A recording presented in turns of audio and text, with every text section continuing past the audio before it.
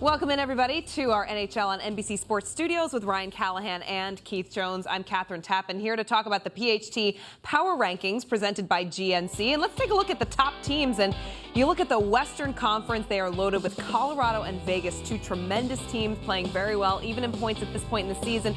Callie, talk to me about Colorado. What makes them most impressive to you? Yeah, I just like the way they're built. They're built so well. And on the back end, they got guys that can move. Cal McCarr being one of them, just can move up the ice so well. He skates so well. It creates a lot of their offense. And then you got their top line there of Landeskog, McKinnon, Rantanen. Yeah, exactly. So those three guys together, they're such power forwards, and they're playoff style type of team.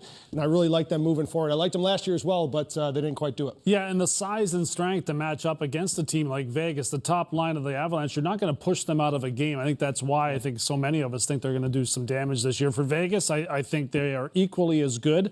I think they're loaded with some very good players defensively, including Pietrangelo, who's done a really good job there, one of the leaders in that locker room. I also like their offensive abilities as well. Some star players, some star power, but most importantly, a very strong, physically charged team that can cause you all kinds of problems on the forecheck. Let's go back and look at those rankings for a moment, because another team that can cause you all kinds of problems are the Washington Capitals. We see them there in the 4 spot.